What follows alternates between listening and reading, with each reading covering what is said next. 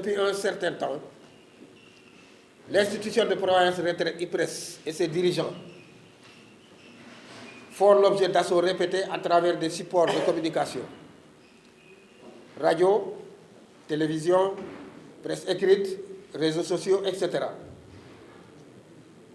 Cet exercice est d'autant plus regrettable de la part des auteurs de ces attaques qu'en lieu et place d'une certaine objectivité, d'une certaine lucidité, sous-tendue par une démarche scientifiquement en phase avec les dispositions statutaires et réglementaires qui régissent le fonctionnement de l'institution, ils ont opté pour la voie de la fuite en avant en transformant l'espace associatif de la communauté des pensionnés de l'IPRES en une cour de récréation qui laisse libre cours à ses occupants la latitude de se défouler et de fantasmer au gré de chacun, même dans un sens surréaliste.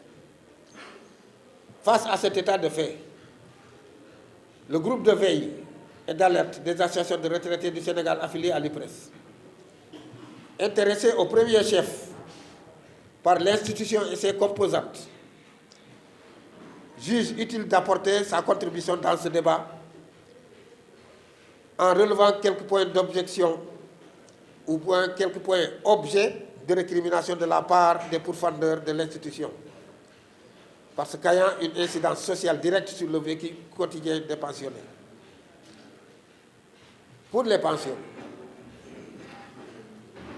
on fait état de la faiblesse des pensions. OK? Nous pensons cependant que ces propos gagneraient à être relativisés et analysés sous différents angles, individuels ou collectifs. Précisons d'abord que le montant de la pension est subordonné à la carrière professionnelle et au montant du salaire de référence qui détermine le montant de la cotisation du travailleur.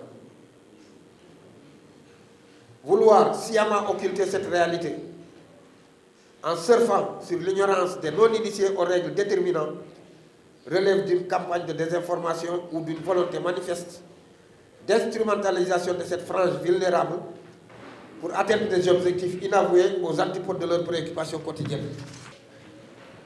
Ceux-là qui ont fait une carrière professionnelle de 10, 20 ou 30 ans accepteront-ils que l'on réduise leur pension pour alimenter celle de personnes qui n'ont travaillé et cotisé que sur 2 à 5 ans?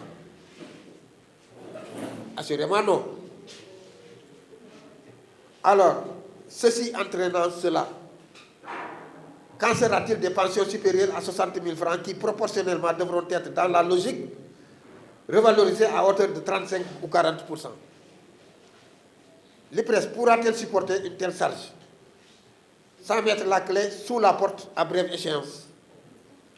Pourquoi ne pas reconnaître qu'entre 2012, 2014, 2016, 2017 et 2018, les augmentations successives des pensions par le conseil d'administration de l'IPRES, sous l'impulsion de son PCA Mamadou Racine Sy, ont fait atteindre à celle-ci une hauteur de 45%, atténuant ainsi l'érosion continue du pouvoir d'achat des retraités. Nous ne sommes certainement pas ces griots, loin de là. Mais nous ne sommes pas non plus des nihilistes, ni des amnésiques. Quand on connaît le mode de fonctionnement de l'institution de prévoyance retraite du Sénégal, IPRES,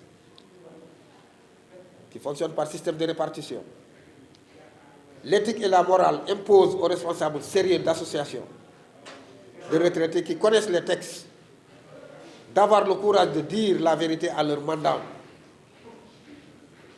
À ceux-là qui n'y connaissent rien, l'honnêteté devrait consister à ne pas verser dans le populisme, la surenchère et la propagande électoraliste pour entraîner les retraités dans des aventures sans lendemain.